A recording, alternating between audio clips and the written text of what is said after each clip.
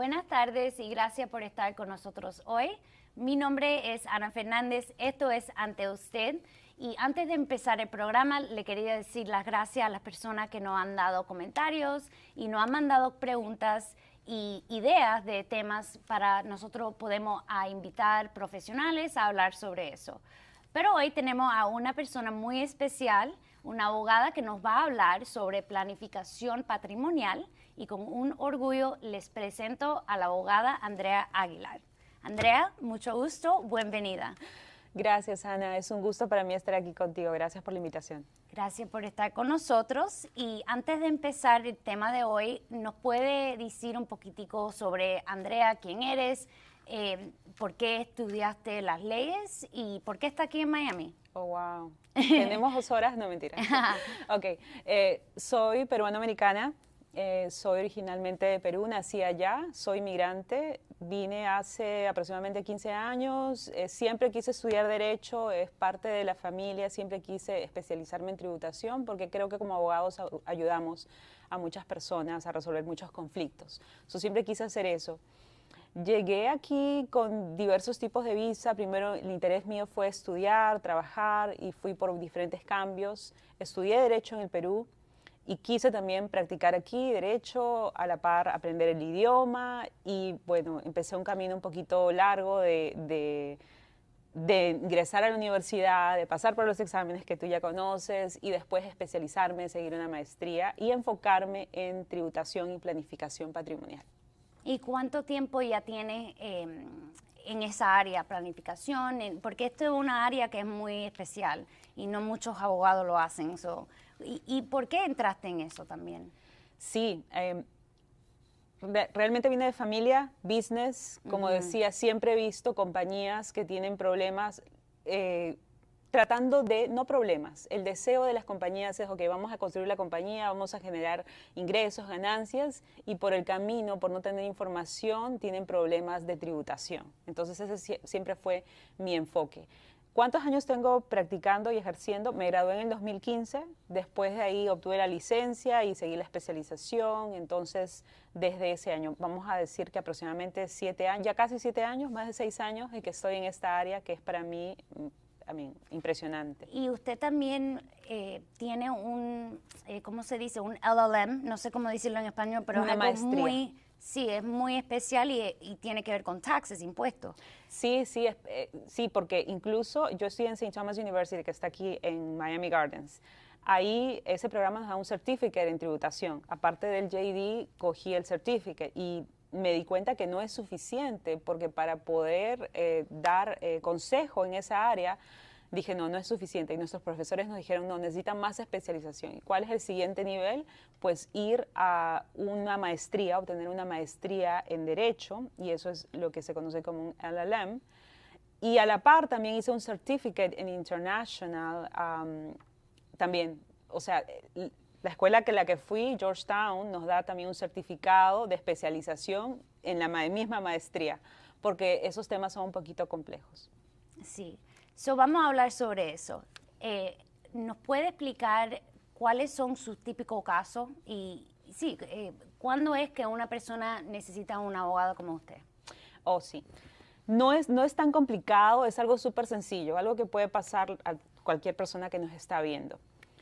Una persona inmigrante, por ejemplo, que de repente ya se ha establecido en su país de origen, que tiene una cuenta de banco, de repente tiene compañías, entonces que decide ingresar a los Estados Unidos. La preocupación que tienen ellos es, ok, ¿cómo me establezco? ¿Qué tipo de visa obtengo? Y están bien en esa área. El problema que yo veo es que como ellos no están enfocados en, qué es lo que tengo que reportar con el IRS, no se dan cuenta de esas obligaciones o no buscan esa información. Entonces, cuando llegan a mí, llegan un poquito tarde. Llegan cuando, por ejemplo, no están en proceso de incumplimiento. No han reportado esas cuentas porque no sabían que existe esa ley que les obliga a reportar unas cuentas en el exterior. Ya están aquí y no han reportado ya. A veces ellos me dicen, pero yo ya he cumplido con todo en Ecuador. Si soy de Ecuador, de Colombia, de Perú, yo ya pago mis impuestos allá y estoy al día. Lo que ellos no saben es que cuando ingresan a los Estados Unidos les impone a ellos obligaciones de pagar tributos sobre todo lo que tengan en el mundo.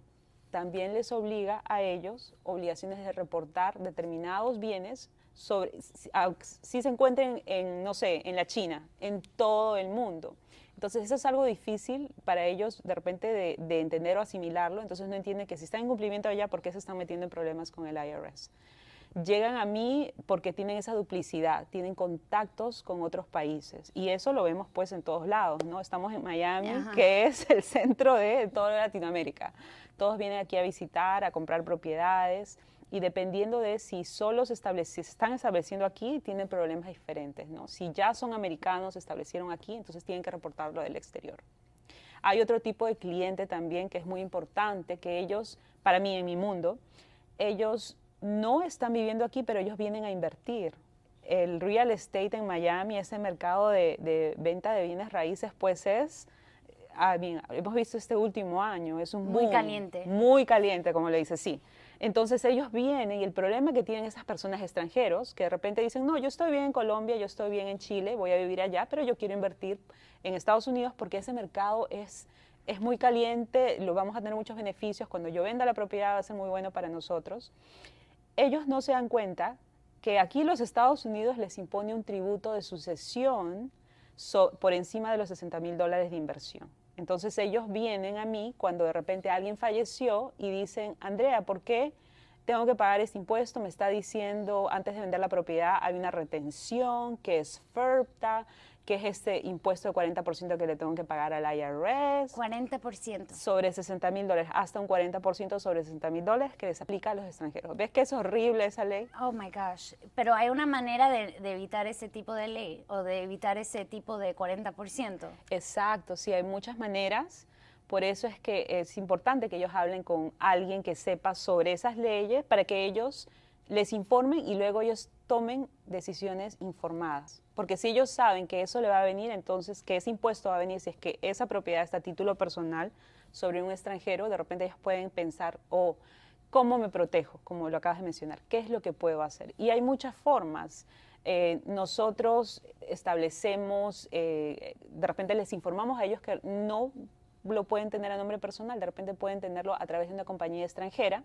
Entonces el dueño de esa propiedad no es una persona natural, no es una persona humana que falleció, sino la compañía extranjera y sobre eso no hay impuesto.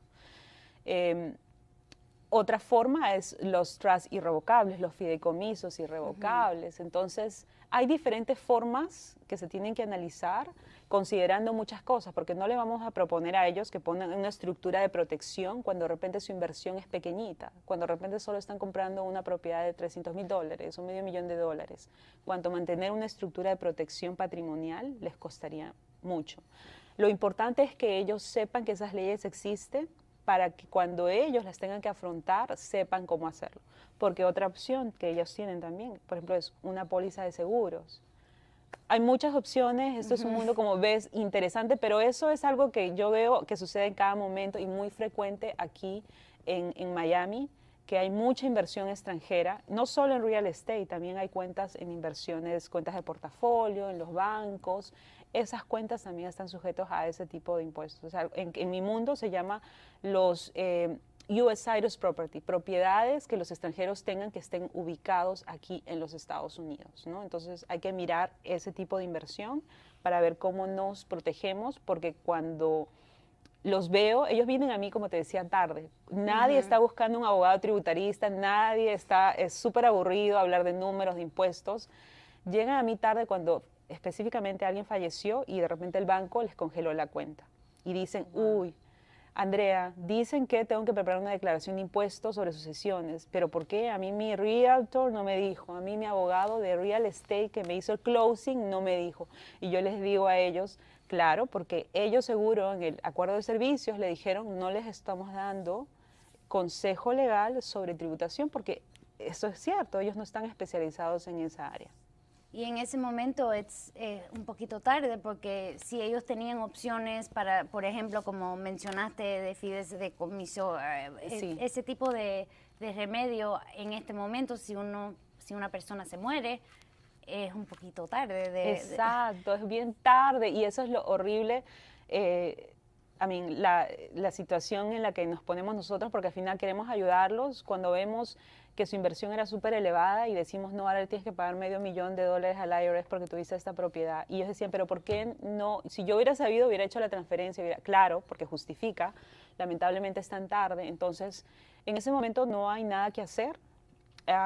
Lo que sí hacen después de que los ayudamos con esa circunstancia es de que ellos ya planean para los que vienen después, ¿no? Porque ahora los herederos, si también son extranjeros, les decimos, ese mismo problema lo van a tener ellos, ¿no? Y lo quiere evitar. Exacto. 100%. Sí. So, ¿qué pasa si una persona le dice, debe un monto de dinero y al departamento y le dice, bueno, yo no sabía? ¿Es suficiente decir que no sabía sobre la ley? ¿O es una excusa? ¿O cómo funciona eso?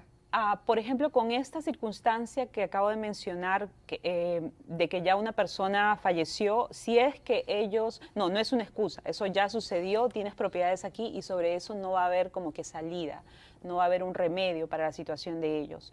Existen otras circunstancias, bueno, que es very unlikely de repente, que por ahí un abogado hizo un planeamiento y hay un recurso contra ellos, contra la persona misma, contra el abogado que no los asesoró propiamente.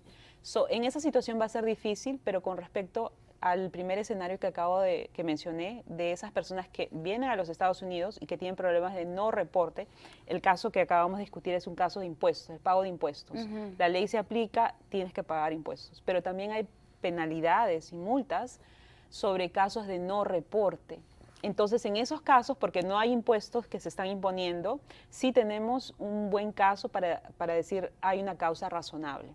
Y nosotros, los abogados, sustentamos esa causa razonable y decimos, el hecho de que no sepas los dos idiomas es un factor a considerar. El hecho de que no eres un especialista en temas tributarios, porque no cualquier persona es especialista en temas tributarios, eso es un buen factor que nosotros lo traemos a acotación y le explicamos al IRS.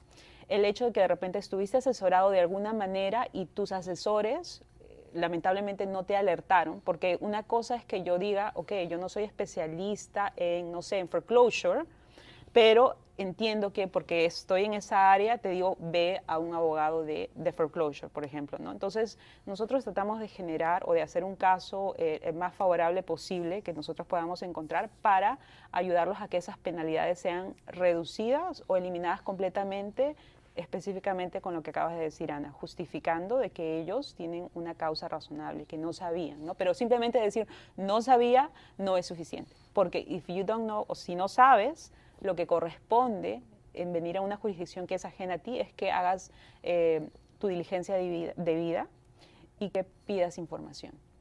Okay, y es muy interesante porque usted hace el planificación para evitar esos tipos de problemas y también ayuda a las personas que cuando están en ese problema pueden ir y contactarla y usted la puede ayudar a las personas.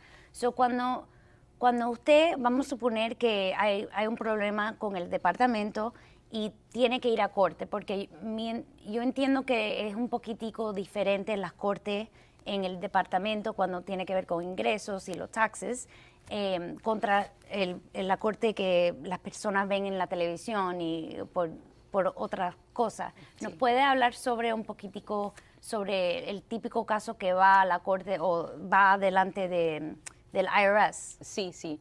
No, eso también es algo muy interesante, es otro como que una idea que tienen equivocada las personas con respecto al IRS y inmigración. No sé, los dos los pongo en como que un área, un cesto junto, porque esos son leyes federales.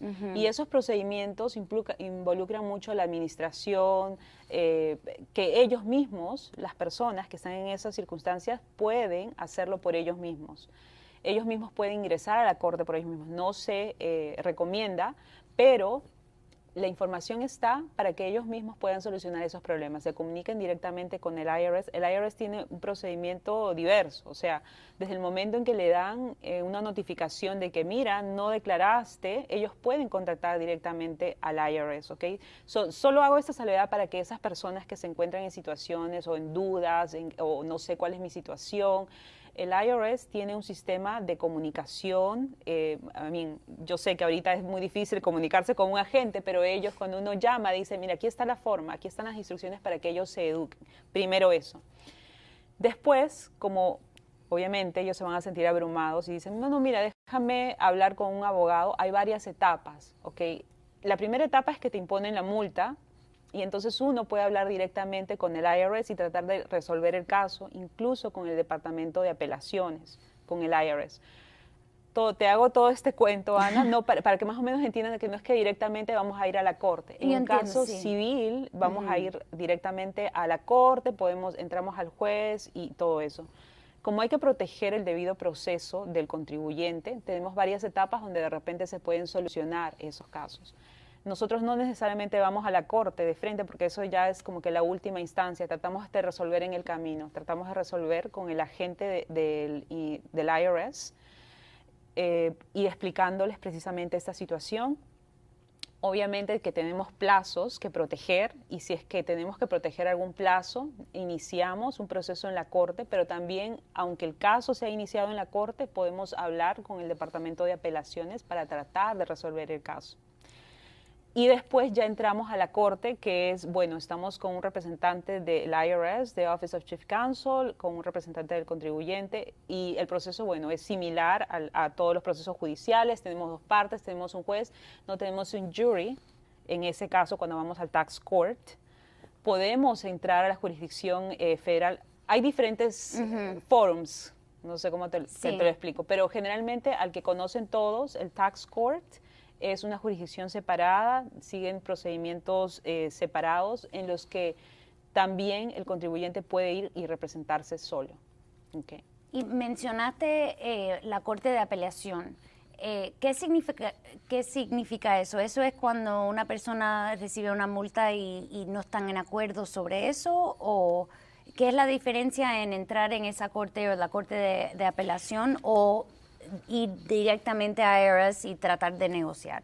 No es una corte de apelación, es un departamento en el IRS con unas personas, porque tienes varias partes.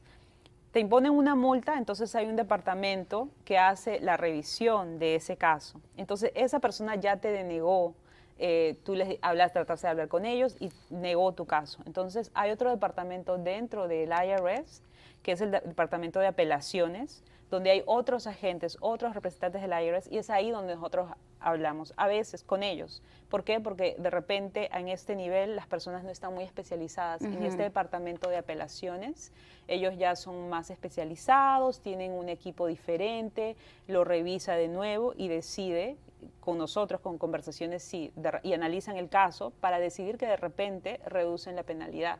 Por ejemplo, tengo un caso, te voy a poner un ejemplo, donde había un contribuyente que le pusieron multa por no reportar sus retirement income, los ingresos de retiro, que él decía, no, pero usé ese dinero para los estudios.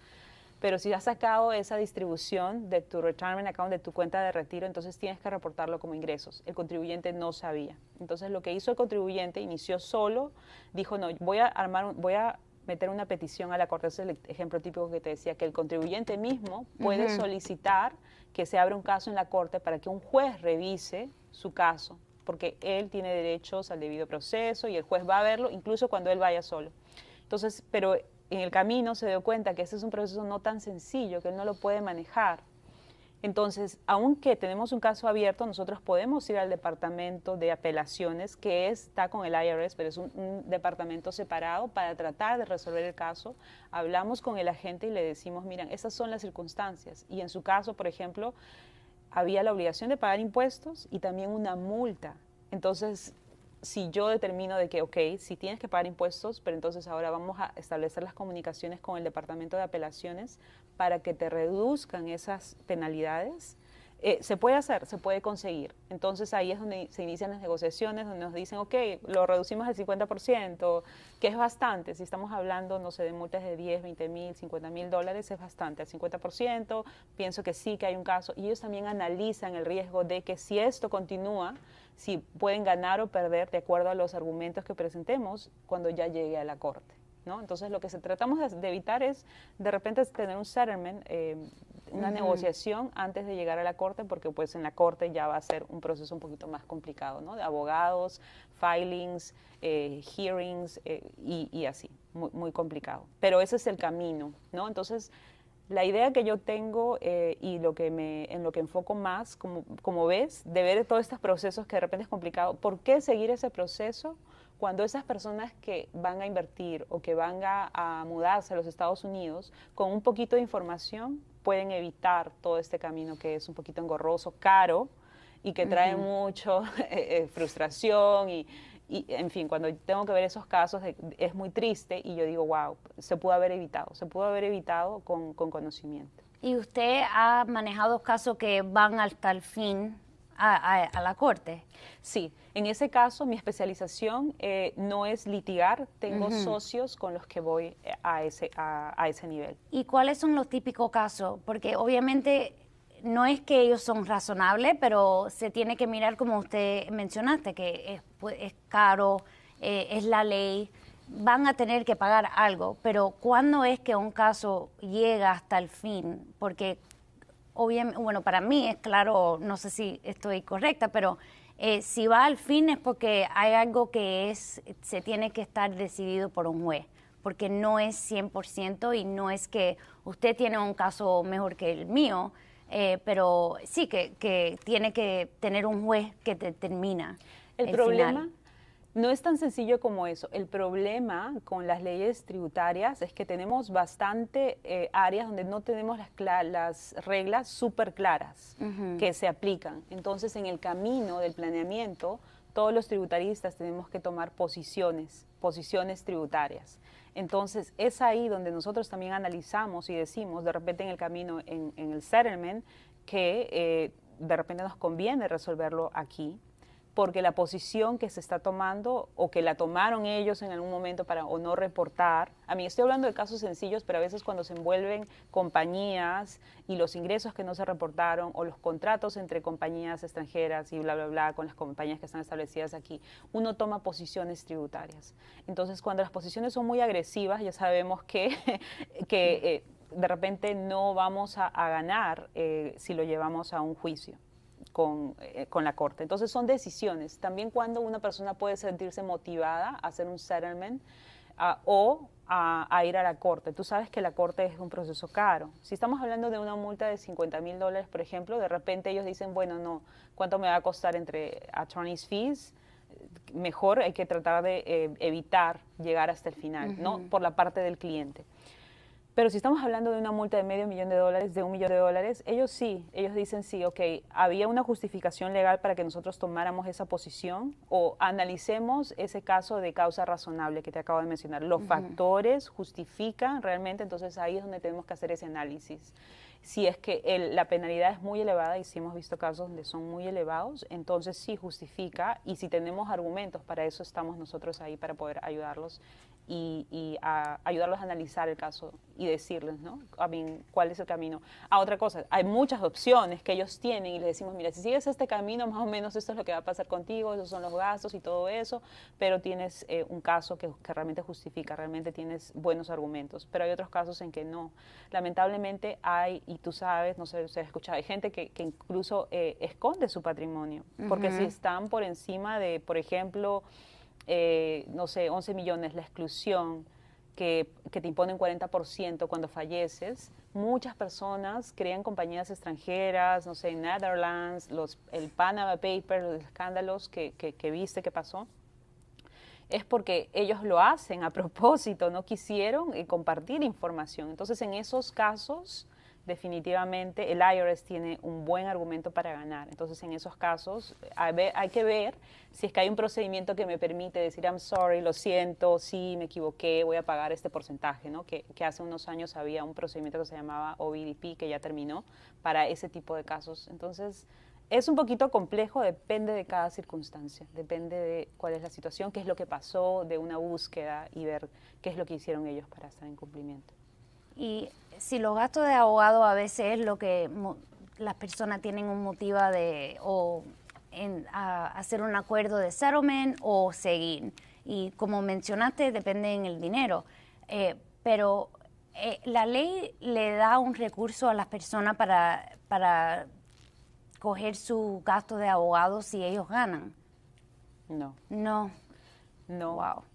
Ah, porque pero a veces hay ciertos yo que sé. sí, pero yo me imagino porque como es el IRS es un poquito Sí. diferente. Ana, pero sabes que hay muchas instituciones, porque estamos hablando aquí de casos un poquito grandes, pero de repente hay casos un poco más pequeños, porque tú sabes que aquí en Miami-Dade County tenemos tax clinics, donde hay Ajá. abogados. Miami-Dade, por ejemplo, yo conozco a Marianne Davids, Legal Services of Greater Miami. Ella es una abogada, tiene casos, o sea, la explicación que hice al principio de que, ok, si ellos sienten que tienen un buen caso, que por el hecho de contratar a un abogado no los debe detener, ellos pueden iniciar el proceso. Hay Tax Advocacy Services, que el IRS es un departamento del IRS, donde hay una persona que los ayuda. Ellos sí tienen recursos. Por el hecho de que va a ser muy caro, ellos deben sentirse motivados o desmotivados a no iniciar su caso, si es que eso sucede, ¿verdad?